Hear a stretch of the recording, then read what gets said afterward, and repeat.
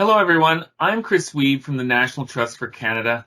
Welcome to this very special webinar, CARE Tool, Quantifying the Carbon Savings of Reuse.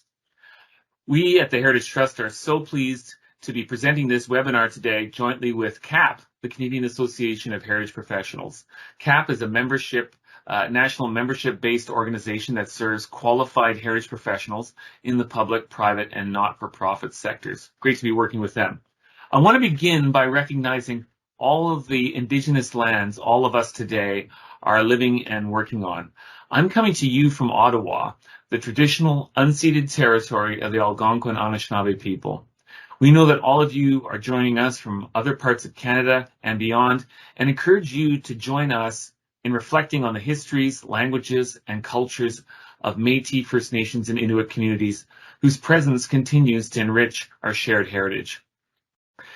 Just some words off the bat on functionality. To ask questions, please use the Q&A button at the bottom of your screen, and you're welcome to, and that'll get the questions to the presenters. You're also welcome to use the chat function to connect with webinar attendees, but please do use the Q&A function to direct questions to presenters. And please note, we always get this question. We will have a recording available shortly afterwards, and it'll be available to you on the National Trust and CAHP YouTube channels. So just wanting to, next slide, please. Just wanting to say a few words about the National Trust for Canada. These webinars really are an important part of the work we do to build the heritage community in Canada. Through sessions like this and through our national conference and programs like Launchpad, we work to empower people to use heritage to create livable communities, to reflect the diversity of Canada and tell its many stories, and to contribute to climate action. And similarly, CAHP does that kind of work with its CAHP Workroom, which we are also bringing to you this as well today. So here are some of the different ways you can connect with the National Trust and keep in touch via social media. Next slide, please. We are so thrilled to have this walkthrough and discussion of the recently launched CARE tool, the Carbon Avoided Retrofit Estimator. Truly, the importance of this tool shouldn't be underestimated. CARE represents the first tool to allow the operational carbon and emitted carbon of buildings to be looked at holistically. It really is the first tool that lets us clearly see the reuse potential of existing buildings and heritage buildings from a whole carbon perspective.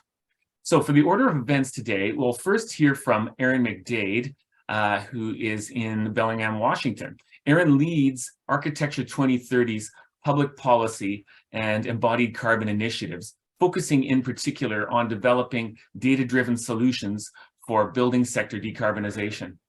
Erin is one of the co-creators of the CARE tool, along with Laurie Ferris, and who we'll also hear from today, and Larry Strain. Larry sadly couldn't be with us today. So in terms of running order, Erin is going to provide a background on the connection between buildings and carbon emissions and how the CARE tool can better help us understand those connections. Then she'll introduce Laurie Ferris, who will walk us through how this tool can be put into practice for both individual buildings and larger groups of buildings on a campus, for instance. Erin will then come back and describe how you can use the tool for the places you care about. And finally, we'll close with a good solid round of question and answer and discussion. This will include insights from our two CAHP members who are on the call today, who have explored the tool in depth, Imad Gaddis from Toronto and Austin Parsons from Halifax. So we'll bring them in a little bit later. And so with that, I think I will turn it over to Erin McDade. Thank you so much, Chris. Let me get the slides up here. All right, can everyone see my screen? Great. All right, well, first of all, thank you so much for having us. We are thrilled to be able to be presenting to you today and thrilled to be able to be making even greater connections to the heritage community specifically. We're having a bit of conversation about how critical the heritage community is in the existing building sector in particular before this webinar started, and I'm excited to continue that conversation and excited to see so many of you on the webinar. So let me get started. As Chris said, before we get into looking at the CARE tool and some case studies, we want to talk about why we're here in the first place from a climate perspective, why we're even having this conversation about existing buildings. So for those of you not following along on the nitty gritty of our kind of climate change progression, the Intergovernmental Panel on Climate Change releases periodic reports showing our status, making projections about future emissions, et cetera. And the most recent report shows that we have about 340 to 400 gigaton carbon budget globally that we can emit if we want to keep within that 1.5 degrees C target that the Paris Agreement set and that most of the world agreed to.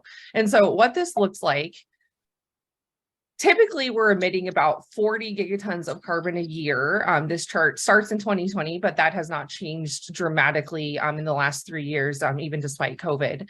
And what we can see is that if we were to peak emissions ASAP and zero those emissions out by 2040, then we would stay right within that budget. So just, barely squeaking under. And what that really looks like and what Architecture 2030 is calling for is a 50 to 65% reduction in all global emissions by 2030. So that includes the building sector, of course, but everything else, and then zeroing out by 2040, like I said. So partly I present all this because for me, when I'm doing my work and when I'm, working on CARE particularly, I'm always keeping in the back of my mind this 0 by 2040 year. So our 0 year is 2040 and everything I'm doing is working to align with that. So diving a little bit into existing buildings specifically, there is a truism in the architecture and design world, and I'm assuming in the heritage world as well, that the greenest building is one that's already built. And if we do a quick look at what a typical new building's carbon footprint is, we can get a sense of why. So when we're constructing a building, there are a lot of emissions, of course, associated with that. They're all emissions from the material extraction, from transporting these materials, and from actually building the building on site. We call that embodied carbon, and those emissions are in the atmosphere before the building is even occupied and operated, and they stay up there forever. And so in this case, this average global new building has a decent amount of embodied carbon emissions. And again, once they're up there, they're always up there. And then starting on day one of a building's occupation, there are operational emissions, and those operational emissions start smaller and they build up cumulatively. And similarly, once they're up there, they're up there. Of course, with operational emissions, we can always retrofit and we can reduce those. With embodied carbon, no chance. So if we're looking at this typical new building and we're drawing a line in the sand at our 0 year of 2040, we see that even though those operational carbon emissions are rising and cumulative in this example, we still have almost 60% of the total operational emissions pie for this building being embodied carbon.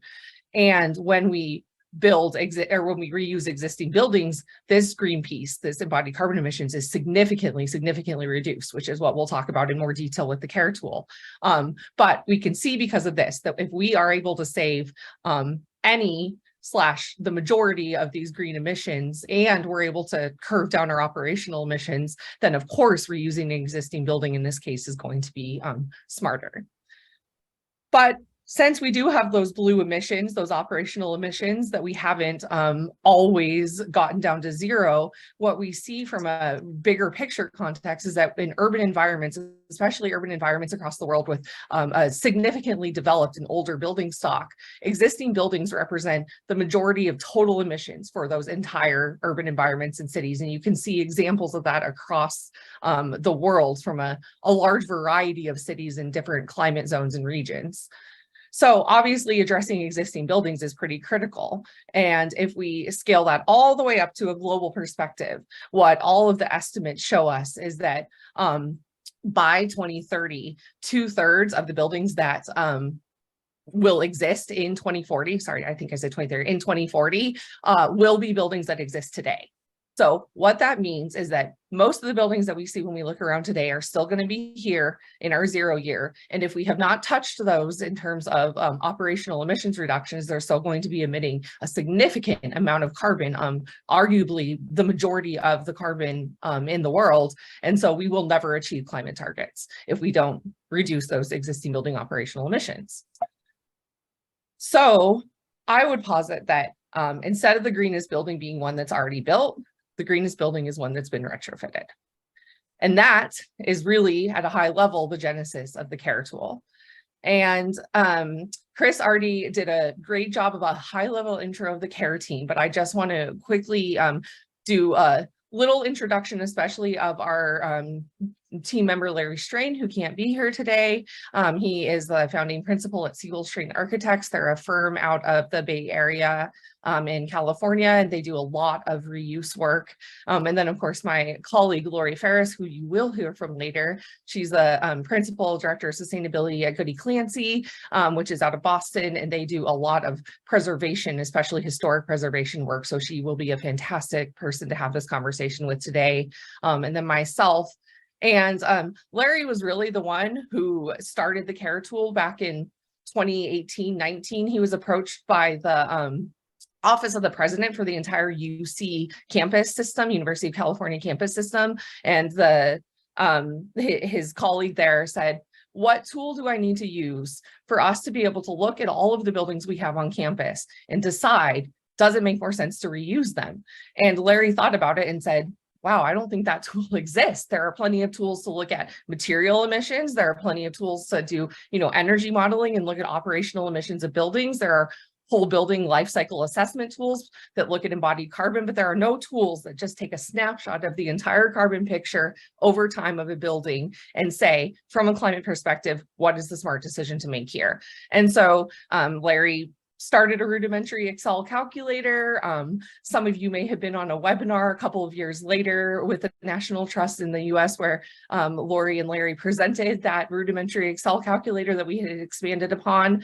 And a few years later, and thanks to significant support from a lot of collaborators, funders, and the three of us, the CARE team down here, we've been able to turn that calculator into what the CARE tool is now today, which we are very excited about.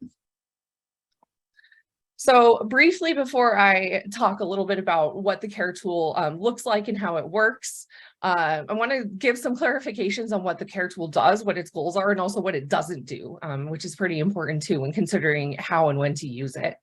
So like I said, it evaluates the total carbon emissions and impact potential of existing building reuse as compared to replacement new construction.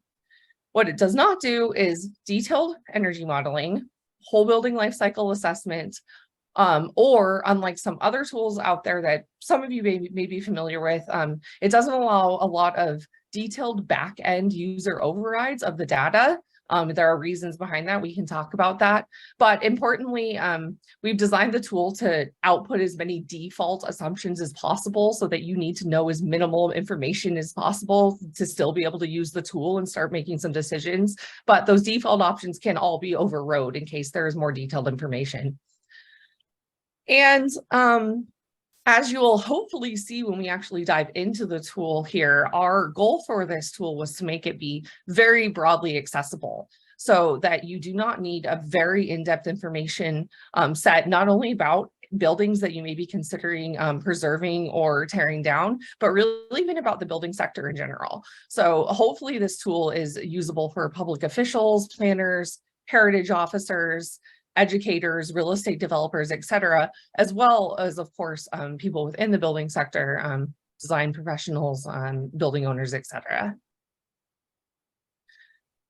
And so a quick overview of what kind of information the tool asks you to input in order to get the outputs. You'll see all of this in much more detail as Lori and I both go through it. But once you get to the tool, there are 4 tabs of information that you fill out and click through. The first one asks general, pretty high level information about climate and location and some electricity grid emissions considerations. Then the existing building tab asks for a few details about the building that you are currently looking at and considering either renovating or replacing with new construction. Then the last two tabs are tabs where we're getting into the hypotheticals. So if you do decide to reuse this existing building, there are some questions that the tool wants you to answer about if the size or use is going to be changing. There are some operational energy and carbon questions that the tool will ask, although again, this is a place where a lot of default assumptions will already be populated. So if you don't know the answers to these questions, that's totally fine. The tool will go forward anyway. And then questions that will really affect the embodied emissions for the project about the different systems and elements of the existing building and how those might be affected by your upgrade. And then similarly, you get to the new building tab, considerations about operational energy and emissions for if you replace this new building, and a couple even higher level questions about what that new building might look like from a structural perspective that affect embodied carbon. And I am not going to go through the details right this moment of all of what that looks like and how those inputs work, because we are going to get some case study examples of that from Lori. And then, as Chris said, I'm actually going to do a quick live demo so you can all get a sense of how easy and fast it is to get some results out of this. But so you're prepared for what the results should look like. Once you have entered enough information on those 4 tabs, there are a couple of charts that will appear. There's also a data table that will show all the results. And the first chart, this bar chart, is a snapshot in time of the total embodied and operational emissions for each of those 3 scenarios. The do nothing scenario, where you just leave that existing building and don't touch it. The reuse and addition scenario, or the new construction, the new replacement scenario.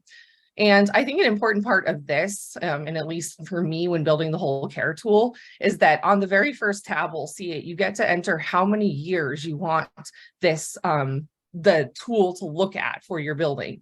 And so I talked again about that 0 year 2040 and doing everything through that lens. So when I'm running through the CARE tool, I'm almost always at this point inputting 17 years there, because I want to look at what this is going to look like in 2040. But of course it's dynamic, and that you can change that as you're entering information and see how the impact of more or less time impacts the distribution of these charts, which is pretty interesting. So like I said, the first bar on here is the do nothing bar, and we can see that this light blue is operational emissions, this dark blue is embodied emissions. If you don't touch the building, there are not going to be any additional embodied emissions. You've already built it. Those are already up in the atmosphere. And it'll continue to emit operational emissions for this 17-year period in this case. And then we can see for the retrofitted building, the light blue, the operational emissions are dramatically less than the do nothing building. So I can already tell that for this example, the building achieved significant energy efficiency improvements, so operational emissions reductions, but that came at a bit of an embodied carbon cost, which you can see right here. Here's the embodied penalty, if you will, for achieving those embodied emissions reductions, as well as any of the other retrofits and upgrades to the building that were necessary. And then if we look at the new building, we see that it's even better in terms of its operational performance. It didn't quite get down to 0 operational emissions, but because the entire building needed to be replaced, we couldn't save any of the structure, any of the envelope, et cetera, as we presumably did here. The embodied carbon penalty, again, for achieving this dramatic reduction in operational emissions and any other additions and changes to the building that were required, is pretty high. And so in this case, for this example, I would say, okay, seems pretty clear to me that for our 0 year, the reuse and addition is going to be our best bet. And in an ideal world, I would take this now to another tool that is more granular, and I'd say, okay, what can I do to even get this blue operational emissions box down even farther without adding too much to the embodied carbon box? And hopefully we'll get to the point where we have an optimized reuse project. And then this tool, this chart, it shows kind of just a different picture. It shows the cumulative emissions over time and how those 3 different scenarios interact with each other. So we can see that for this example right here, it takes about 6 years, a little over 6 years, for the new building to make more sense than do nothing. And it takes under 2 years for the retrofitted building to make more sense than the do nothing building. And I'm almost ready to pass this now to Lori, so you can get some insights on what this looks like in real world projects. But I know one thing that's important. We have been able to present this tool to different groups outside of the United States. And currently the tool only has data in it, particularly climate data, although the embodied carbon data is regional too, and we'll talk a bit more about that later. Only has data in it from United States data sources. That being said, there are a couple of short-term workarounds that, that I've developed so that you all do not need to wait to use the CARE tool right now. But then long-term, again, I want to be clear, we have plans to regionalize the tool as much as absolutely possible so that it actually has data from each of your individual countries. But so quickly, the first workaround is to use a comparable US zip code. So when the tool is analyzing climate data, essentially the zip code for the United States is going to tell it what the heating degree days and cooling degree days are. If you don't know what that is, it really doesn't matter too much, but that is what is going to determine all of the climate information. And so if you are able to determine a comparable zip code for your city. And so for this one, I did a little bit of Googling. There's not a great data source for this, but I did a little bit of Googling yesterday, and it told me that Chicago, Illinois is a very comparable in terms of climate city to Toronto. And so I decided to, do a CARE Toronto example here to show that. And so I put in a zip code for Chicago, Illinois. And so now the tool is going to have climate data that it thinks looks similar to Toronto, Ontario. And then the other important part for electricity grid emissions, there are a bunch of different options that are, again, fairly customized to the US context because that is what we currently have data for. But we have an option here where you can select enter your own grid decarbonization year. And what this really means is that if you are living in a region that has some sort of a policy that will require your electricity grid to decarbonize by a certain date, or perhaps you're on a campus that has a net zero goal, net zero by 2035 or 2040, you can use this to customize and say, for my region and for this context, I think my grid will achieve zero carbon by X date. And so that will help you get a clearer picture of what the emissions impacts from the electricity grid will look like for your scenario. Then the other, arguably a tiny bit more complicated but more accurate way of using the tool would be, instead of trying to do the postal code, zip code alternative, is to go right to the source. And this is what I'm talking about. Heating degree days and cooling degree days are really the climate metric that determines all of the operational emissions considerations. And so there's a website called degreedays.net. It is fairly intuitive to use. This might not be something, if you have never heard of degree days before, it might not be the best path. Might be better to just do the zip code route. But if this is something you maybe learned back in school a couple decades ago, like me, and you had to go relearn it, it's not that hard. You can go to degreedays.net.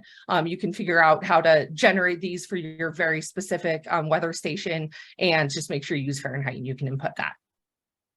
And with that, last slide. This is just what the homepage looks like, but we're going to see this anyway because I'll do a demo. So with that, I'm going to pause for now, and I'm going to pass it to Lori, who will show this in real world, real project use.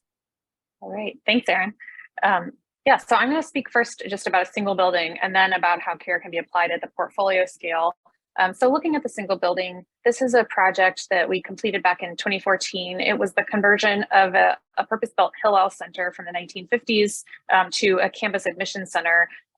You can see it's one of the few international style buildings in Boston, actually. It's pretty special, and it lives right at the end of a historic district. So so there were, certainly heritage conservation considerations in terms of the reuse, although you can see it did involve quite a bit of a comprehensive renovation of the interior, as well as some pieces of addition on the exterior, as well as conservation of most of the facade, including that really cool wood penthouse. Next slide. So because this was a comprehensive interior renovation, we were able to make quite a bit of energy performance improvements, which included high performance glazing and insulating the walls from the interior as well as the roof. Obviously, in addition to high performance systems, which almost completely brought the building over to electricity from fossil fuels. And through all of this renovation, we were able to reuse 86% of the existing structure and enclosure while reducing the energy use by about 70%. Next slide. I'm going to walk through these quickly because Erin will show you how this works live. But essentially, as we go through these tabs, we first input that general information, where the building is.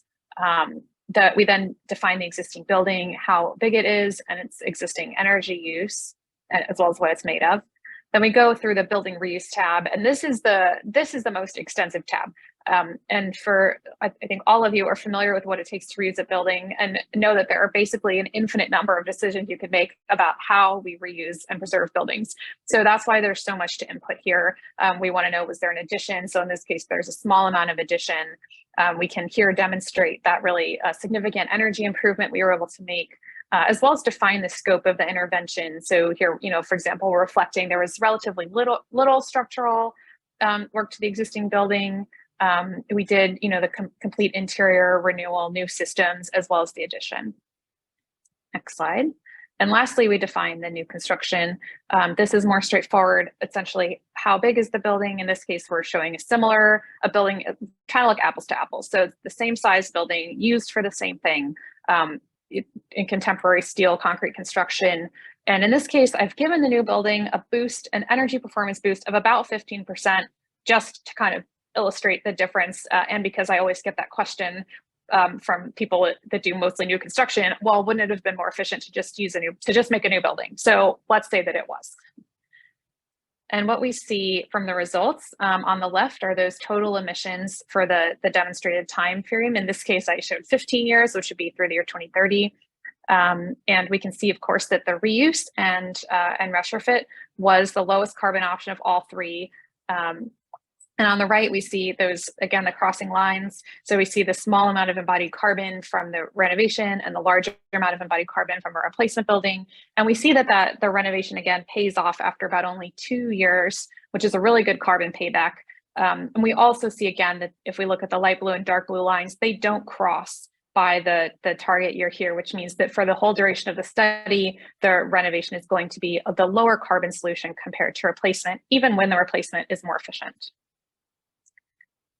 And this is just to kind of give you a taste of what I think one of the most fun things about the tool is you can analyze the building, but then you can kind of explore some what if scenarios. So, on the left, we have the as-built condition, and in the middle, I kind of just here played around with, well, what if it was just kind of code minimum new construction, not high performance new construction? And so you can see the really dramatic impact of that. And in fact, the new building in this case is barely better than doing nothing to the historic building if you kind of built it at code minimum for that time. And on the right, we start to look at playing with greening of the grid. So especially if you can electrify the new construction, you can see how all of the bars will start to diminish as we take into account decarbonization of the electricity. And next slide. Okay, now I'm going to scale this up to a portfolio. So here we're looking at Agnes Scott College, which is outside of Atlanta, Georgia. It's a women's college founded in the late 1800s. And the campus is also part of a historic district here, the entire campus. And one thing that's really interesting about the school's approach to campus management over time is that it has really been kind of stewardship focused. And while this was not really a codified approach or anything, it was more of a philosophy that their historic infrastructure and buildings were so important to the identity of the school and really, part of the student community and loyalty and their academic success. So over time, as they've grown, they've added new buildings, but they've also repurposed all of their existing and historic buildings. They've moved them around on the campus. Oh yeah, you can keep going. Sorry, thanks, Erin. They've moved them around. So, to kind of make space for new buildings, and they've adaptively reused, but they've really retained most of their historic buildings since their founding. Next slide. So we used the CARE tool manually. I had to build it out because the tool itself can only look at building by building at this moment. But when we apply that building by building approach to the entire campus, the first thing we did was look retrospectively to understand over the campus's whole history, how much carbon have they avoided through this stewardship approach. And what we found is that they've avoided roughly 34,000 metric tons of carbon dioxide compared to an approach that replaced buildings at the sort of renewal cycle rather than reusing them.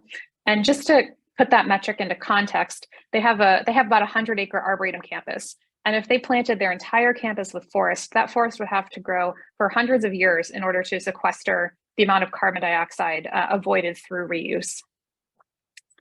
Next slide. And so that's retrospective, which is nice. But really what we want to do is help with decision making. So this is another chart that looks at the sort of their period of time that they have to get to carbon neutrality from 2007, when they committed to achieve carbon neutrality, through 2037, which is the year by which they want to be carbon neutral. And we're looking here at annual emissions, not cumulative emissions. So the top three, the light green, the red, and the gray, are essentially corresponding to the three CARE tool scenarios. The gray is do nothing, which means that your emissions are static. The red is the replace scenario. So every time a building reaches its renewal cycle, every 40 or 50 years, the building is replaced. And you can see the giant spikes in carbon emissions across the portfolio associated with that decision, as opposed to the light green, which is renew rather than replace. But what you notice is that neither the red nor the light green gets very close to zero. So that leads us to the darker green line, which is not just reusing or replacing buildings at the end of their life, but taking good care of them in the meantime, and implementing energy conservation measures like converting to LED light bulbs, like retro commissioning, like air sealing, keeping the windows and doors tight, that kind of thing. And so that approach of both reusing buildings at major renewal points and taking care of them, maintaining them, and stewarding them throughout their life is the approach that really gets us down close to zero. Next slide. And what we can see is this is now looking at the total savings achieved during this 30-year period from each of the scenarios. And we can see that if we tried to get to net zero by just replacing buildings with high performance new construction, we would basically have a wash in terms of carbon savings compared to just leaving existing buildings as they are. However, if we take that approach of reusing and upgrading, we see a savings of about 40%. On the path to net zero. So that's really, kind of a huge win, and like a huge indicator that we have to really, it's an imperative to reuse and steward our existing buildings as we approach net zero. All right, back to Aaron for the live demo.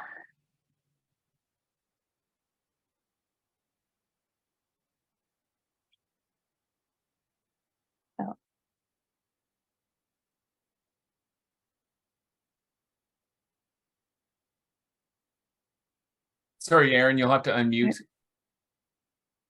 Sorry, thank you. All right, so what I was saying is that this is the point where we're gonna get into a little less formal talk here. So get ready to start asking questions, and I also welcome questions during the demo if anyone has questions specifically about the tool. Otherwise, I'm just going to run through it pretty quickly. So I'm going to show how easy it is. You just can go right down to caretool.org. And it is right here on the homepage. Once you get there, there are a lot of supporting resources. We are working on populating out a lot of these pages, but in particular, just so you're aware, the about section has a lot of info. There's a very detailed user guide that Lori and her colleague wrote. And then we have, again, a very, very detailed data methodology section that Lori and her colleague led writing. So there's a lot of information and support there. So I've already covered this pretty well, so I'm going to walk through it. I'm going to choose a state that I grew up in, and we put in a zip code. And so now the tool already in the back end is doing the work. It has the climate information, so I'm going to leave this alone. And for electricity grid emissions, I am going to choose a full decarbonization scenario. You know what? Since we're looking outside of the US, I'm going to do the enter your own actually, and I'm going to say our 0 year is when this grid in Colorado will decarbonize. And then this is the place where you put in how long you want to be measuring these emissions for all those charts. And so I'm going to stick with my 17 years. Then you hit continue. It automatically takes you to the next tab. You can also click between tabs, and it'll retain all of your information. So for this existing building, I'm going to put in some floor area here, some information about the number of floors above and below grade, and the type of structure that this existing building has. We'll say it has a steel and concrete structure. Window to wall ratio, I'm just going to leave that alone. It defaults. If you care to get more detailed, feel free. And then here's where we choose what the use types are for our existing buildings. So let's see, let's do a K through 12 school. That could be fun. And then we'll do a second use type. Okay, you can see here that that was enough information now already to get these charts populated. So they're not complete yet, but from this point forward, any additional information we add, the charts will automatically update. So what that means is that you can start playing with inputs and you can see live what the implications of those various inputs will be. I'm just going to choose a secondary use type for fun. Let's say there's a movie theater in our K through 12 school, because that sounds pretty awesome. Put in some floor area for that. And so all of that, just putting in the zip code and putting in that use type information, that was all the tool needed to tell me what it thinks my existing building energy use is and what it thinks my existing building operational emissions intensity it is. All of this, again, you can customize this, but for now I'm not going to. I'm just going to let it do its thing. Then we get to the building reuse tab, which, as Lori said, is the one that asks by far the most detailed information. So we can change, or we can say that the reuse does or does not include an addition here. If I say yes, it'll ask some more questions, but I'm going to stick with no in this case. This will also allow us to change the existing building use type at all. Again, if you say yes, it'll pop up those inputs and you can adjust them. And then here, already populated the energy and emissions. If I had made any changes up here, these would also have automatically changed. And now it wants me to set my reuse energy reduction target. And so this is essentially how much energy efficiency am I aiming for in this project. And we'll say I'm doing pretty decently. I want to get at least a 50% reduction in energy efficiency. Let's even go to 60. And it asked me if I'm going to upgrade this building to all electric equipment. Essentially, am I going to electrify? And so I'm going to say yes. I don't want there to be fossil fuel equipment in my building. And are there going to be any on-site or off-site renewables that are going to make my building even cleaner, because we're using non-fossil fuel electricity? So again, I'll say about 30% of this demand can be met by renewable energy. So that's it. That's all you need for operational emissions for the reuse scenario. And then for the embodied emissions for the reuse scenario, this is where you have to start to make some decisions about how big the impact is going to be. So the first question is, how much of the structure am I going to reinforce or replace? So if it's 0, then I just get to leave the structure fully as is. And if it's 100%, it's going to take a ton of embodied carbon, because structures very, very embodied carbon heavy typically. So I'm going to say we'll do maybe 40% reinforcement or replacement, which is actually a decent amount. Envelope reuse, a few questions about how you're going to impact the envelope. It is worth noting that for all of these sections where we think there's any potential to be confused either on how to use the tool or how to choose the correct input, we have fairly detailed information eyes that explain the purpose of this, the purpose of this slider in this case and how to make the best decision. So I'm going to say that we're doing a little bit of exterior wall work. We're going to reglaze, not fully replace our windows. We're going to do just some restoration on the roof. Don't need to insulate. Interior reuse, very similar set of sliders. How much is going to be restored? How much is going to be completely new? And how much is going to be rebuilt or reconfigured? Again, there's a little bit of information to help make the right decisions on this. I'm just going to choose some random things for the purposes here. And then MEP, I am going to say that this is a major upgrade, because I said that this building is going to be electrified, and that will typically be a major replacement. And then there's a set of modifiers. You'll see a similar thing on the new buildings tab that can make some minor but potentially important changes to some of the above inputs. So if you're using low embodied concrete, if you're using responsibly sourced timber, low embodied emissions envelope, and then high performance MEP. So I'll just choose a couple of those here. And so with that, we have our picture of our reuse and addition. We can see we're clearly already doing better than the new construction, than the do nothing. That doesn't surprise me, since I chose a significant energy efficiency improvement. And then we'll quickly go to the new building scenario.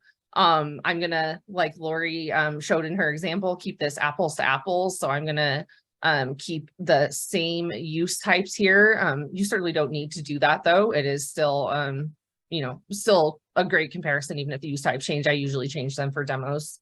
We'll do 3,000 here again. Again, it's already populated the energy and emissions for us. We will say how much energy efficiency we want for this one for new construction. The assumption is we should be able to get a decent amount more energy efficiency. Again, electrify. Again, the questions about renewables, how much procurement or generation or procurement are we going to get? We can now see it starting to populate there. And then for new construction for embodied emissions, it's significantly easier for the reuse. We can talk about the details of that, but in primarily structure is what drives the embodied emissions by and large for new construction. So in this case, we just are going to choose our structure. You can see that that blue new building line popped up dramatically when I chose that on significant amount of emissions there. And then those similar modifiers.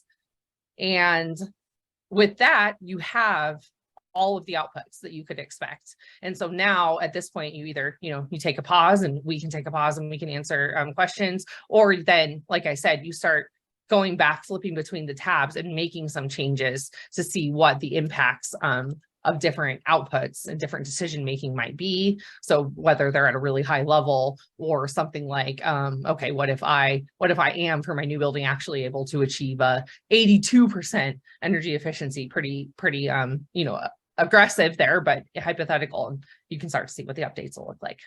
And I'm going to pause there because I think it's a good time to dive into questions, and happy to do any more through this lens, but let's also talk big picture here. Thanks so much, Erin and Lori. That's great. I'll ask you a few questions. I think there's some really interesting insights there from this, and I think one of the key takeaways for heritage conservation people will be that it assumes that the do nothing scenario with historic buildings is not an option. That in this scenario, to actually get solid results, there needs to be retrofitting. And I think that's one of the things that sort of sits in the background of a lot of heritage conservation discussions, is that we're already virtuous, but that idea of that heritage places need to step up and do the retrofit work as well is embedded in this tool, and it shows how the impact that can have. A couple of quick questions, and I'll flip it over to Imad and Austin to dive in with some of what they're seeing from the questions too, and some of their insights generally. There's a number of questions in the coming in about energy sources, and how do you identify energy use in a particular area? How did you go about doing that? Or just, I'm thinking about how to some of the challenges around updating this tool and calibrating it to the Canadian context and what that's going to take. I don't know whether you wanted to dive in, both of you, on that and on the climatic conditions and how that gets embedded in there as well. I mean, from an operational energy perspective, emissions perspective, that's actually a really easy answer. I think it's maybe potentially more complicated from embodied carbon. From operational emissions, the way the tool works is that it is using an API, it doesn't matter if you know what that means or not, to connect to Architecture 2030 Zero tool. And the Zero tool is the pretty just kind of like industry standard energy and emissions baseline and target setting tool. And Canada is already built into the Zero tool. It's based on EPA's Target Finder and Portfolio Manager, which has Canadian building energy consumption survey backend data that is comparable to the US backend data set that powers the tool. And so all we really need to do for operational emissions is find the funding support. We're currently in another fundraising round to do all of our next plans for the tool. We need to find the fundraising support to just implement that connection, and then you will be able to do the exact same thing, but go in and choose Canada as your country. Then you'll be able to choose your province and put in your post-upload, et cetera, et cetera. So aside from money, that's an easy win. Imad or Austin, did you want to dive in? I'll bring up some other questions as well too. I guess I can dive in first, but it was very similar to first of all, thanks Erin and Lori for this. This tool was kind of long overdue, but coming back to the energy consumption to use to populate, I think, the tool. There were similar questions also in the chat about like, for example, if you have an existing building, and say, for example, I'm an architect and I want to prove to a client that it's a better deal to keep the building and retrofit it as opposed to replacing it with new. That's probably going to be bigger. That's probably going to be more denser. So so how do I know, for example, what kind of data to use for an existing building that's probably an existing office building? Is there a way, like, can we ask like their energy bills? I mean, this is kind of tough to sometimes ask questions for that, but and how does that relate to, for example, the embodied data that you have in there that relates to the energy grid or the electricity grid? I'm not a mechanical engineer who knows all that stuff, and I'm not very much a data person. So I'm just wondering how do I justify to a client that this was the right numbers to use so that they can see that there was credibility in there.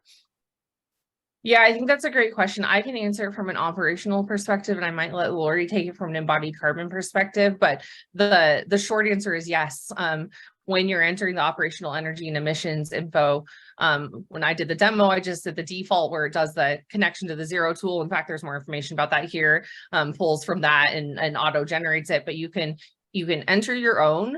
So if you have an energy model, or if you're the architect or engineer, or someone has an energy model with an energy use intensity, you can enter that. Or like you said, if it's an existing building, there's going to be utility data somewhere for that building. And so you can enter the utility data, add as many energy sources and types as you want, including renewable sources, and get a very, very precise and accurate energy use intensity. And the operational, or I mean, the emissions assumptions are based on the electricity grid, obviously. And so currently the tool looks at electricity grids throughout the US at a semi-granular level. And if we connected it to Canada, we would have to find comparable electricity grid information. But again, you can also, you can kind of work on manually customizing that. And then the emissions from fossil fuels have standard emissions factors that are just the nature of the fossil fuel. So those don't change from the region to region.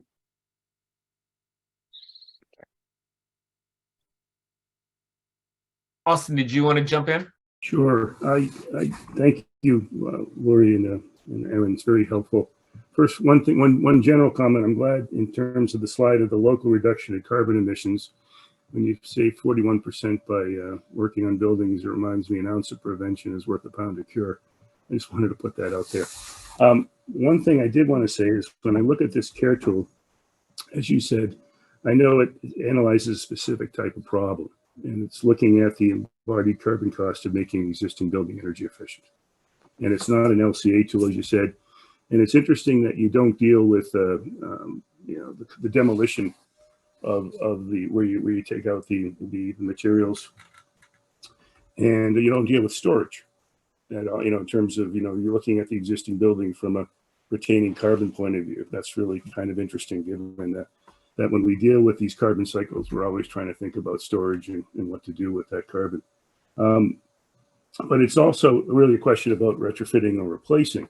And as I say, it's a great gateway tool. I saw it when I looked at it. I looked at it at a very high grain.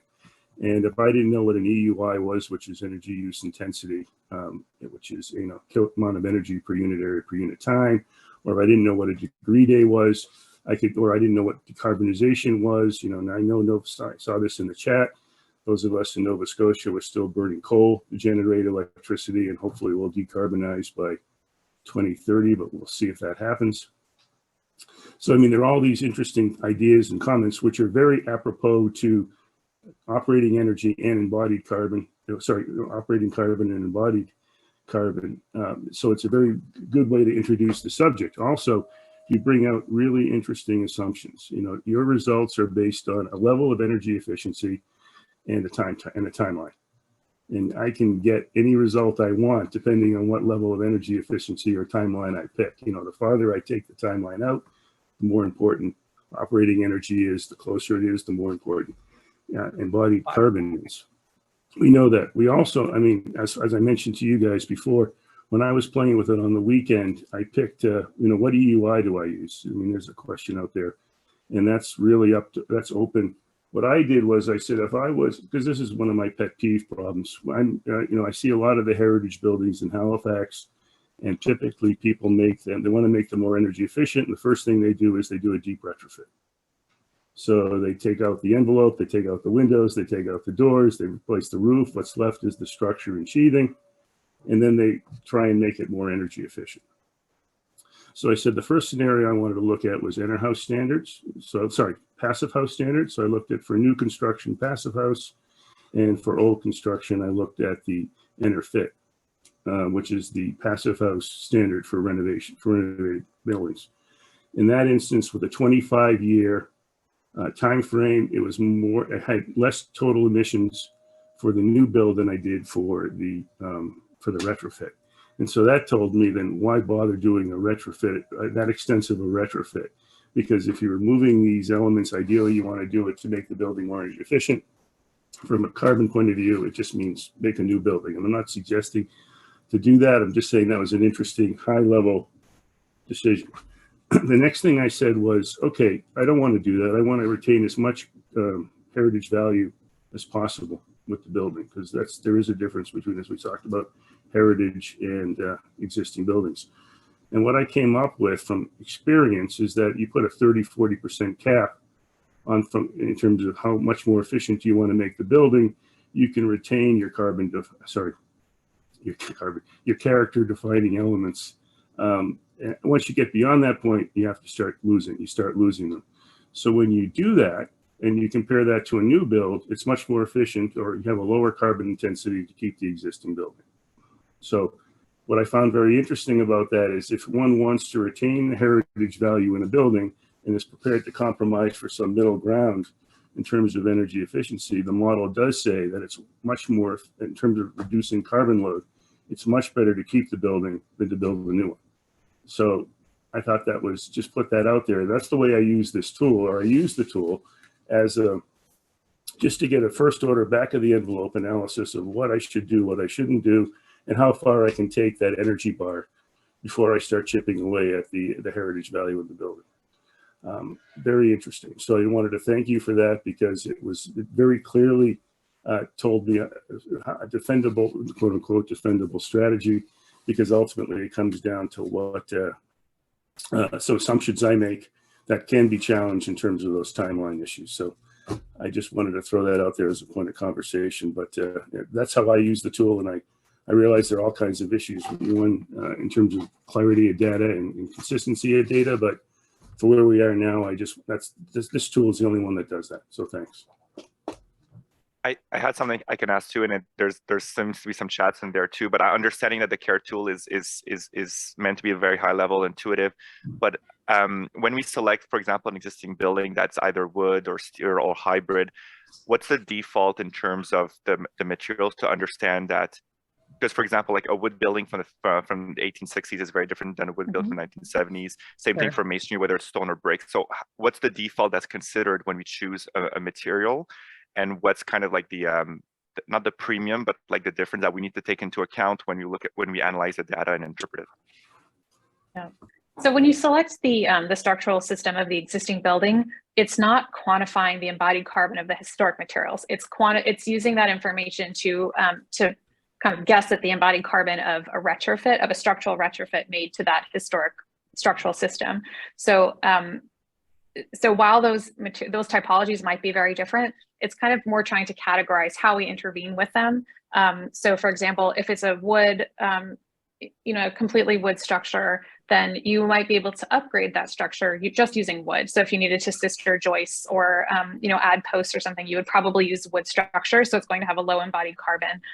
If you have a hybrid, which there's some commentary about this in the user manual, that does include like a masonry structure with heavy timber framing, for example. That might be, that structure, if you're going to intervene in it, might use some combination of steel and wood, if you have to do seismic upgrades, for example. So that's a little bit heavier. And then the heavy structure, concrete or steel, assumes that you're going to have to use concrete and steel to make those structural upgrades. So I hope that helps clarify that it's not necessarily about capturing the specifics of the historic structural type. I think so too. And if I may think about it, if there is a difference between one to the other, I hate to say this, but it may be a cost difference. That's where like we as architects, like if it's a very old wood versus a very new wood, the materials to restore it from a historical conservation perspective may be more of a costing than an operational or carbon. So yeah, I think it's the unfortunate thing we know, but yeah.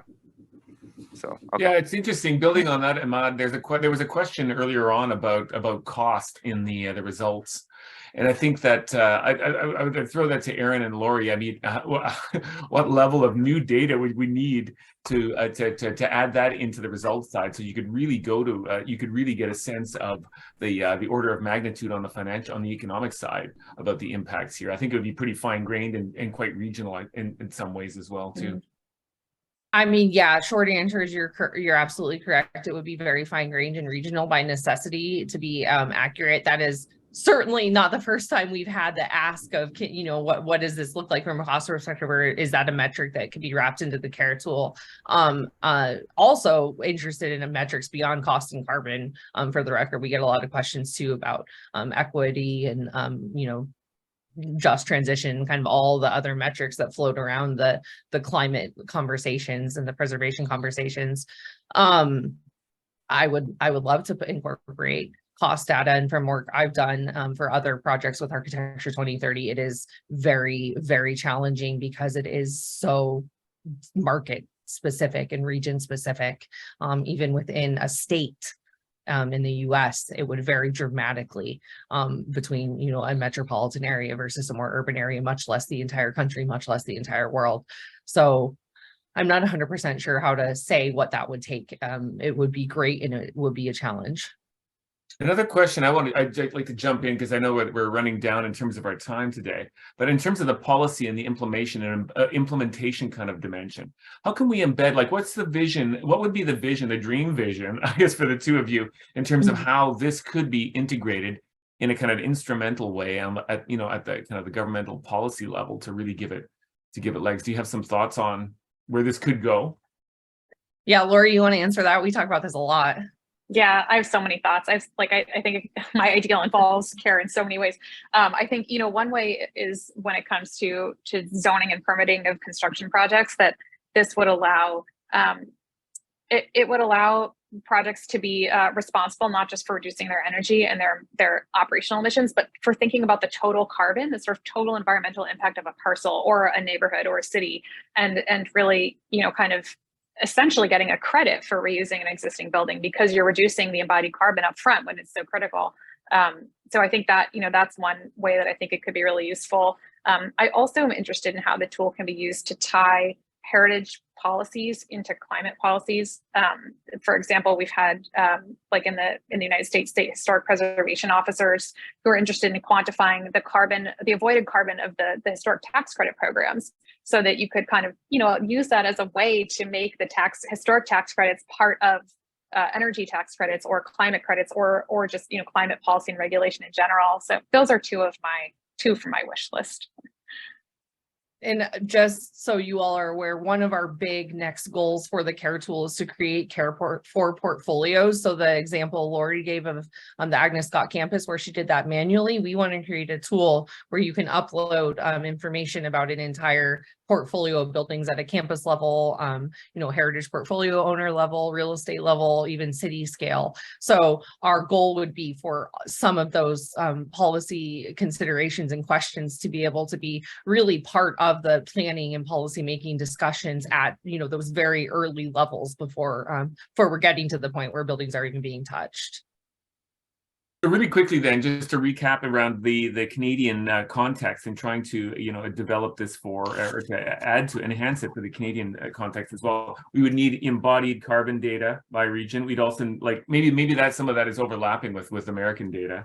We need the climate data. We'd also need the electrical grid options to be added in. So would those be the principal areas, the principal buckets of data we would need to really scale us up in the Canadian context? Yeah, they would be. And like I said, I think from an operational perspective, it's pretty simple, although the electricity grid emissions data could be complicated. Lori, you can talk about embodied carbon. We've talked about this. I'm not sure how dramatically different the embodied carbon assumptions will be between the US and Canada. Yeah, I think there are some, you know, inherent assumptions baked into the tool. For example, if you click the checkbox to insulate walls, it assumes a sort of US average, how much insulation would you need to meet code? So if we're starting to go into other parts of the world, there are some assumptions that we might want to reevaluate to make sure that the way we're allowing users to define their building reuse is applicable to the buildings the building typologies, the stock, and the way you reuse buildings in that area. Chris, I'll just say one simple, for people who most people probably know this, but if you go to a website called climatedata.ca, you're able to get climate data based on up to 2100.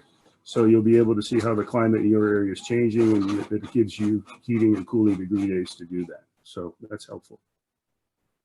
That's great. Okay, well, I think we're going to have to leave it there. I want to thank our, I think people can circle back with you, Erin, with any other questions. Both of us, actually. Yeah, I'll put my, I mean, we might have lost some folks, but I will put my name, my email address in the chat. Lori can as well, but we also have on caretool.org, there's a feedback button right at the top, and we welcome any feedback, not only, oh, this doesn't seem to be working, or have you all thought about doing this, or I don't understand how to do this. So that sends an email to everybody on the CareTool team. So you're welcome to do that way too. It's come such a long way from when I first saw it piloted at the 2020 APT National Trust for Canada and CAHP conference. I mean, anyway, when it was a very kind of nascent stage. This is amazing. Thank you so much to you, Erin, and Lori, and to Ahmad and Austin for joining us today. Emily, do you want to flip up that second last slide? Actually, maybe go to the next one. I just wanted to flag just before we trail off. The National Trust has undertaken this Heritage is Climate Action Initiative. It's an ongoing initiative looking at things like climate mitigation boot camps and green audits. So stay tuned for more information there. Thank you so much to our guests, our presenters, and to CAHP for co-presenting this webinar with us. I'm looking forward to unpacking some more of these questions over the coming days. But thank you to all for your participation. Thank you.